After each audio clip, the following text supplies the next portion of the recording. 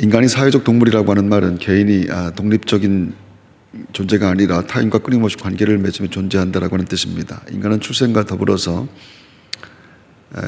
가족관계에 속해 있게 되며 또 성장과 더불어서 친구, 학교, 회사, 단체 등 확대된 여러 사회 집단과 관계를 맺고 살아가게 되지요. 그렇게 인간은 집단 속에서 태어나 집단 속에서 성장하고 집단의 영향을 받고 또 끊임없이 타인과 관계로 존재하기 때문에 사회를 떠나서는 살 수가 없습니다. 사회 속에 맺어진 모든 관계는 가족, 학교, 동료, 이웃, 국가 같은 것들인데 그 모든 것들은 결국 소속을 의미하게 됩니다.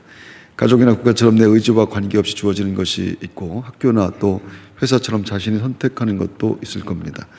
어떤 형태로 형성된 것이든 소속이라고 하는 것은 궁극적으로 자신의 신분과 자격과 나아가 가치를 의미하는 것으로 인식되기 때문에 중요합니다. 그래서 어떤 이유로든 소속의 상실은 인생의 중요한 분기점과 전환을 뜻하게 되죠. 위기일 수 있고 또 기회일 수도 있는 것은 탈퇴하고 싶은 소속이 있고 가입하고 싶은 그런 소속도 있기 때문입니다. 인생은 더 나은 소속에 속하기를 열망하며 노력하고 땀 흘리는 것이다, 이렇게 말할 수 있습니다. 소속이 자기 가치를 증명해 주는 것이라 인식하기 때문에 그렇죠. 그런데 소속에 대한 가치는 대부분 타인들이 세워놓은 기준에 의해서 만들어집니다. 즉 타인들이 평가하는 것에 따라 스스로 자부심과 긍지를 갖기도 하고 또 부끄러움과 수치심을 느끼게 되기도 하는 겁니다. 그래서 나라고 하는 인생의 가치와 정체성이 타인들이 세워놓은 기준으로 결정된다라고 하는 뜻입니다. 그래서 사회적 존재로서 노력하여 갖게 되는 관계와 소속에 사람들은 더 집착할 수밖에 없는 것이죠. 그것이 인생의 성공과 실패를 가늠하기 때문인 겁니다. 인생은 더 나은 집단에 들어가고 싶어 노력하는 것이며 그래서 끝없이 성공과 승리를 갈망하는데 그리고 그 모든 노력과 애씀 그런 것들을 이루어진 성공과 승리를 통해 얻으려고 하는 궁극적인 목표는 자신의 안전과 그리고 만족이라고 하는 겁니다. 모든 사람들이 꿈꾸고 소망하는 것을 이뤄낸 것은 성취이고 자랑일 텐데 그렇게 높은 곳에 혹은 많은 것들을 소유하는 것으로 타인들이 부러워하는 시선을 즐기는 것만큼 인간의 삶에 보람 있는 것이 없습니다. 그래서 노력해서 얻어낸 것을 타인들이 안 부러워하면 섭섭하고 속상하고 나아가 화를 내기도 하죠. 왜 안 부러워해? 하는 것 때문에 말입니다. 또한 정말 부러운데 안 부러운 척하는 것도 초라하고 또 비참한 일이기도 합니다. 노력하여 성공한 사람을 칭찬하고 격려해 주는 것은 배려이고 친절이며 넉넉한 여유가 될 겁니다. 하지만 성경은 그런 모든 것들을 인생의 목적으로 삼아 살면 안 된다라고 말씀합니다. 인간이 짓는 죄의 출발은 하나님이 살게 하시는 은혜를 버리고 자기 스스로 살기로 한 것입니다. 그래서 생겨난 것이 욕심과 탐욕이며 그것들을 효과적으로 채우기 위해서 사람들은 패를 만들어냅니다. 패는 국어사전에 서로 어울려 다니는 사람들의 무리라고 하는데 패를 만들어 스스로 보호하고 그리고 또 타인들을 차별하라고 하는 마음들입니다. 그것 때문에 인간의 역사에는 수많은 전쟁이 일어나는데 아담 이후로 그 패로 인한 전쟁은 한 번도 그친 적이 없습니다. 그 모든 것은 나를 지키려고 하는 것이 궁극적인 목적이고요. 내 욕심을 채우려고 하는 것, 사실은 그것이 교회 안에서도 마찬가지입니다. 교회에도 끊임없이 패가 만들어졌는데 고린도 교회에 나타나는 바울파, 아볼로파 이와 같은 것들이었습니다. 바울이 그것을 보았지요. 고린도전서 1장 12절 너희가 각각 이르기를 나는 바울에게 나는 아볼로에게 나는 게바에게 나는 그리스도에게 속한 자라 한다 하는 것이니 이를테면 그것은 같은 고백으로 모인 사람들에게 다른 목적이 만들어졌다라고 하는 뜻이 됩니다.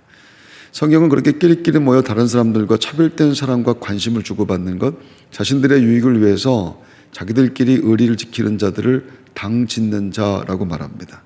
바울이 로마 교회에 보내는 편지에서 그것을 이렇게 경고합니다.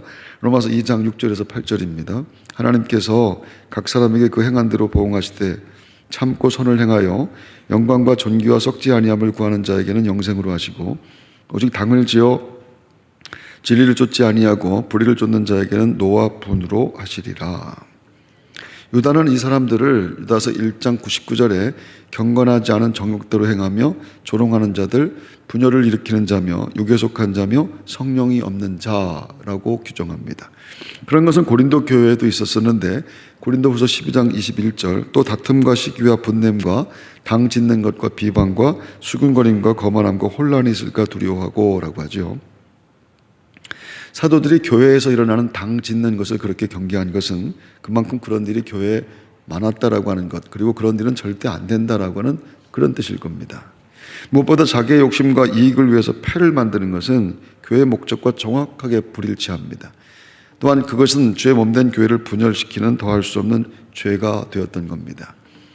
예수님이 공생의 마지막 시간에 마지막 순간에 기도하신 것도 주님의 교회가, 하나님의 교회가 하나 되는 것이었습니다. 요한복음 17장 11절 나는 세상에 더 있지 아니하오나 그들은 세상에 있사옵고 나는 아버지께로 가옵나니 거룩하신 아버지여 내게 주신 아버지의 이름으로 그들을 보존하사 우리와 같이 그들도 하나가 되게 하옵소서. 사도는 성전이라고 하는 성도 그리고 교회의 모습을 예수 안에서 함께 지어져가는 건물이라고 말합니다. 에베소서 2장 22절 너희도 성령 안에서 하나님이 거하실 처소가 되기 위하여 그리스도 예수 안에서 함께 지어져 가느니라. 그러니까 성도는 예수님과 우리가 된 사람들을 성도라고 합니다. 예수님과 우리가 된 사람들, 그것을 고백하는 사람들이 모인 것이 교회였죠. 그래서 그들 모두는 예수님이 함께 하시는 인생 되는 것, 그것이 목적이었고 그분이 베푸신 은혜 수혜자의 자격으로 교회라고 하는 곳에 모였던 겁니다. 예수님이 아니었으면 난 죽었습니다. 먼지와 티끌 죽은 흙일 수밖에 없는 내게 십자가의 은혜가 부어져서 나는 살아난 존재입니다. 그 사랑과 은혜를 찬송하기 위해서 모인 것입니다. 따라서 교회는 자기 욕심을 추구하는 곳이 원래부터 될 수가 없는 곳입니다. 살아난 자들, 죽었다 살아난 자들의 고백, 은혜에 대한 고백, 그것밖에 없는 곳입니다.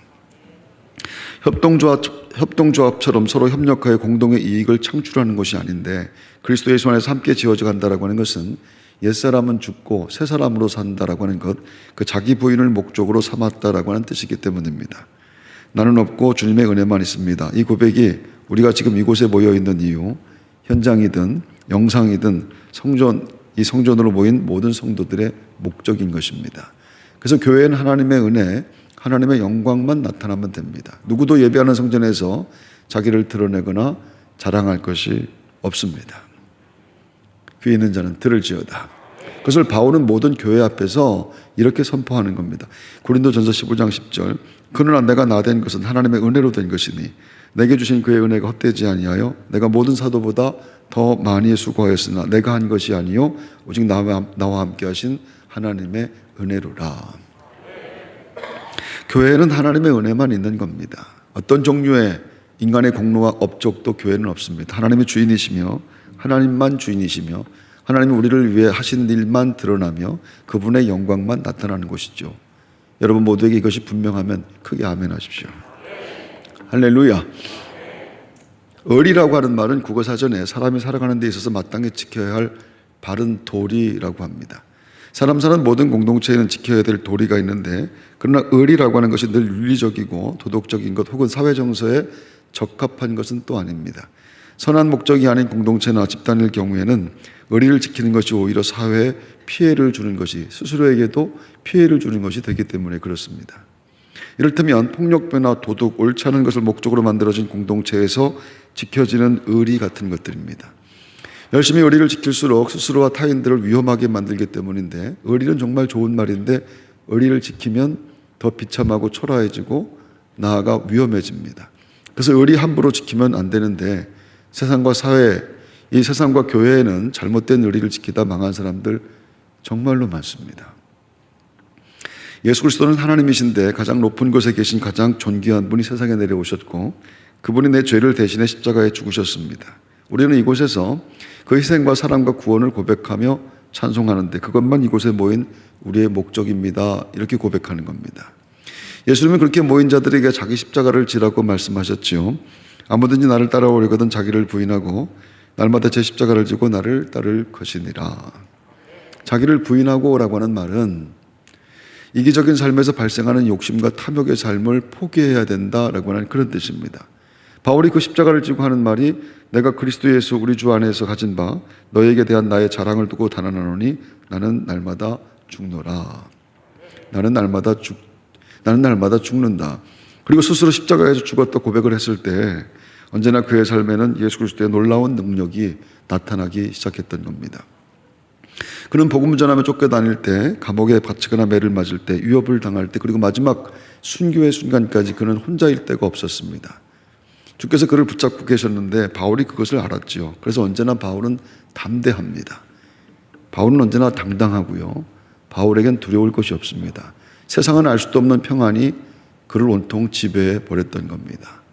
할렐루야. 바울은 혼자였지만 언제나 혼자가 아니었다라고 하는 것, 성경은 그것을 우리에게 아주 분명하게 말씀합니다. 저는 중학교 때 운동을 했는데 체육 선생님은 운동을 하는 저를 정말 많이 좋아하셨고 체육 시간만 되면 다른 반과 시합을 시켰습니다. 저는 누구와 대결해도 이겼고 언제나 시합이 끝나면 반 친구들의 열화와 같은 환호와 또 박수를 받았습니다. 그때는 학교에 학생 수가 너무 많아서 한 반에 70명씩 17반이나 있었는데 어느 체육 시간에 무섭게 생긴 친구를 만났습니다. 중학생인데 콧수염이 많이 났고 체격도 컸으며 키도 저보다 머리 하나는 더 컸던 듯합니다. 선생님은 그 친구와 시합을 붙였는데 시합은 평소처럼 진행됐고 일방적으로 얻어맞던 그 친구는 학교 담을 따라 했던 배수로에 빠졌습니다. 그날도 변함없는 저의 완벽한 승리였습니다. 굉장히 저를 이상하게 쳐다보시는데 여러분, 근데 이상하게 그날은 반 친구들이 아무도 소리를 지르지 않았습니다. 그 누구도 박수치는 친구도 없었습니다. 체육 시간이 끝나고 친구들이 큰일 났다고 했는데 저와 붙은 그 아이가 학교에서 싸움을 제일 잘하는 아이라고 합니다. 저는 정말로 몰랐습니다. 하지만 이미 엎질러진 물이었고 다음 날 둘째 시간이 끝났을 때 교실 문이 열리고 그리고 친구가 왔습니다. 팔에 깁스를 한 채 교실 문에 비스듬히 서서 저를 노려보던 그 모습을 저는 지금도 잊을 수가 없습니다. 거의 40년도 넘은 것 같은데 말입니다. 혼자 온 것이 아니라 10명도 넘게 데리고 왔습니다. 그것은 영화에서 자주 보는 딱 그 장면입니다. 어느 정도 예상했던 순간이었는데 저는 10명도 넘는 애들과 무섭게 싸웠습니다. 그리고 다 때려 눕혔습니다. 그렇게 말하고 싶은데 그렇지 않았습니다. 그날 저는 정말 죽도록 얻어맞았습니다. 무서워서 덤벼볼 생각도 못했던 것은 걔들이 너무 무서웠기 때문입니다. 그리고 숫자가 너무 많았기 때문입니다. 세상에 숫자만큼 매력적인 것은 없습니다.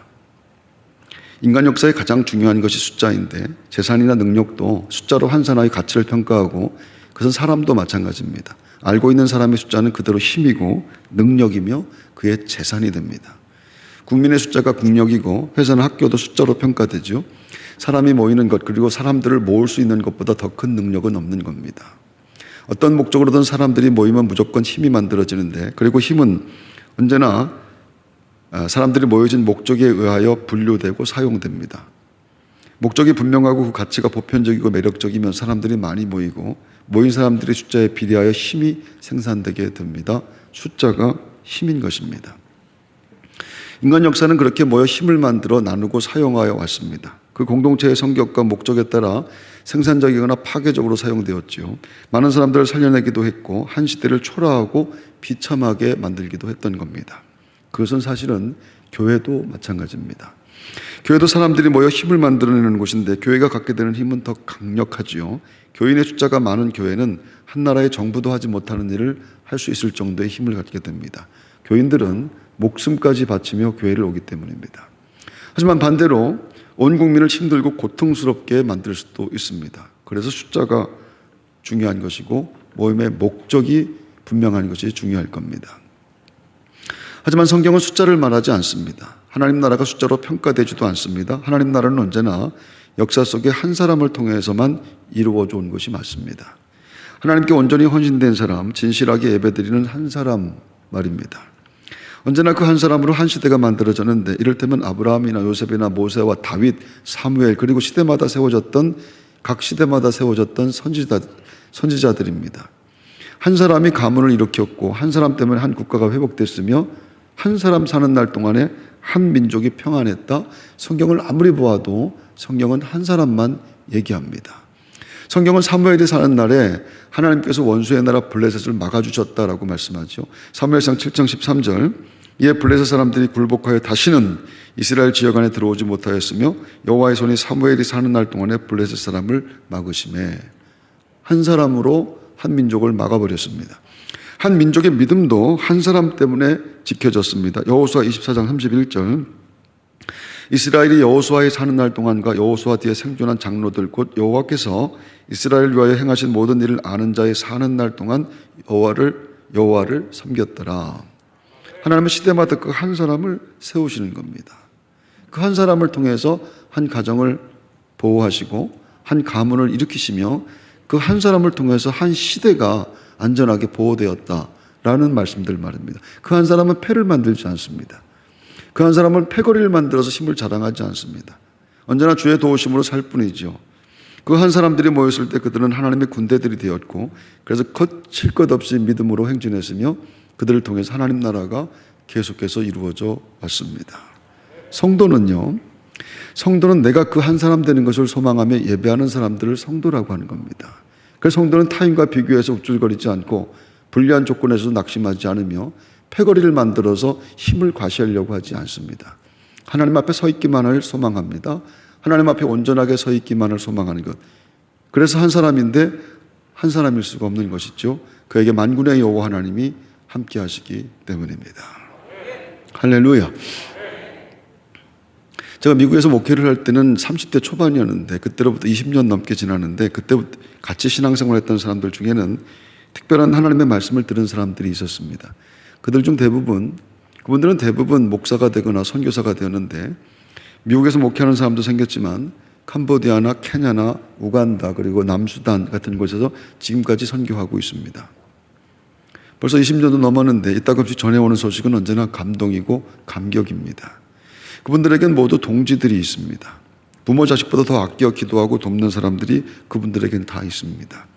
선교지에 가 있는 사람이나 보낸 사람이 같은 선교사처럼 느껴지게 되는데, 그들은 얼마나 귀한 사람들인지 모릅니다. 인생은 딱 한 번 사는 것인데 하나님이 이 시대에 그들을 하나님 나라를 위해서 한 패로 이렇게 묶어 놓으신 겁니다. 근데 그 패의 의리가 얼마나 귀한지 모릅니다. 서로 목숨처럼 맡기는 것. 바울이 갈라디아 교인들에게 나를 위해서 눈이라도 빼줄 사람들이다. 당신들은 나를 위해서 눈이라도 빼줄 사람들이라 라고 했는데, 그 의리가 그분들에게 있는 겁니다. 예수님 때문에 만들어진, 하나님 나라를 위해서 만들어진 의리입니다. 그 패가 바울이 말한 함께 성전으로 지어져가는 사람들입니다. 멀리 떨어져 있어도 역사와 세상 속에 함께 성전으로 지어져가는 사람들입니다. 그렇게 보내어진 곳에서 각자 하나님 나라를 세워가는데 꼭 독립군들처럼 복음을 전하며 하나님 나라를 위해서 삽니다. 오늘 아침 우리도 예수님 때문에 만들어진 복음을 위한 의리의 사나이들인 줄로 믿습니다. 세상은 전부 패로 나누어지고 패로 모입니다. 모든 패의 목적은 개인과 공동이익의 실현인데 모든 공동체가 다 똑같습니다. 나아가 미안하지만 나누고 봉사하는 것을 목적으로 하여 모인 그런 집단들도, 그런 공동체들도 언제나 자기 만족과 자아 실현의 목적이 배어 있을 수밖에 없는 겁니다. 세상에 자기를 부정하며 자기 부인을 목적으로 해서 모이는 패는 교회밖에 없습니다. 이를테면 그것은 손해보려는 것을 목적으로 하는 그런 모임이라고도 할 수 있을 겁니다. 그래서 교회가 강합니다. 나타내고 드러내고 얻어내고 자랑하려고 하는 목적이 없기 때문에 말입니다. 자기 십자가를 지고 주를 따르는 사람들이기 때문입니다. 할렐루야. 할렐루야. 언제나 젊었을 때 생각하면 따뜻하고 정답고 또 그리운데, 하지만 그때로 돌아가고 싶다라고 하는 생각은 하지 않습니다. 지금이 훨씬 좋기 때문입니다. 그리고 나이가 들면 더 좋을 것이라는 생각을 지금까지 살아온 세월을 통해서 알게 된 지식이기도 합니다. 하나님께서 항상 그렇게 만들어 주셨습니다. 그것은 나이가 들수록 더 편하고 풍요롭고 높아졌다라고 하는 것이 아닙니다. 더 많은 경험과 폭넓은 생각과 그리고 더 풍성하고 더 분명해지는 하나님에 대한 믿음과 하나님에 대한 사랑 때문입니다. 많은 책임에서 자유로워지는 나이가 되게 되면 하나님은 분명히 그때만 느끼고 체험하고 고백할 수 있는 은혜를 준비하셨을 것이라 저는 아주 분명하게 믿습니다. 그래서 지금도 좋고 내일은 더 기대되기 때문에 더 좋은 겁니다. 그 믿음으로 히브리서 기자가 이렇게 권면하죠. 모이기를 피하는 어떤 사람들의 습관과 같이 하지 말고 오직 권하여 그날이 가까움을 볼수록 더욱 그리하자. 그런 기대가 은총이고 그런 기대가 소망인 것입니다. 하나님이 그것을 이렇게 말씀을 합니다. 시편 1편 3절 그는 시냇가에 심은 나무가 철을 따라 열매를 맺으며 그 잎사귀가 마르지 아니함 같으니 그가 하는 모든 일이 다 형통하리로다. 신명기 11장 14절 여호와께서 너희의 땅에 이른 비 늦은 비를 적당한 때에 내리시리니 너희가 곡식과 포도주와 기름을 얻을 것이요. 하나님은 때를 따라 선물과 같은 사람들을 붙여주십니다. 비교적 오랜 시간 함께하는 사람들이 있고 어느 순간 볼 수 없는 사람, 잊고 있다가 다시 만나는 사람, 그리고 정말 완전히 사라진 사람도 있습니다. 어디로 가는지 도대체 기억이 없는, 알 수가 없는 사람들 말입니다. 근데 믿음으로 사는 인생에 정말 그런 사람들이 붙어지게 되는데 그들은 모두 다 패입니다. 예수님이 변장해서 오신 사람들 같은, 그 사람은 정말 그분은 예수님이었구나 이렇게 생각되어지는 사람, 그렇게 생각되어지는 사람이 지금도 같이 살고 있고 그때 그렇게 사셨던 분이었고 그때 내게 오셨던 분이었고 그분들이 믿음으로 사는 사람들에게는 분명히 있다라고 하는 겁니다. 그걸 알아먹지 못해서 그러는 것이지 오늘 우리에게도 예수님이 변장해서 오신 것 같은 그 소중한 하나님의 선물들이 철을 따라서 우리에게 있다라고 하는 것이죠. 얼마나 소중한지 말로 할 수도 없을 정도로 말입니다. 믿음으로 사는 삶의 주님은 그렇게 우리와 함께 해주시는 것이고 그것을 알고 다윗이 이렇게 노래를 합니다. 내가 하늘에 올라갈지라도 거기 계시며 수월에 내 자리를 펼지라도 거기 계시니이다. 내가 새벽 날개를 치며 바다 끝에 가서 거주할지라도 거기서도 주의 손이 나를 인도하시며 주의 오른손이 나를 붙드시리이다. 예수님이 제자들에게 너희들은 내 친구다 이렇게 말씀을 한 겁니다.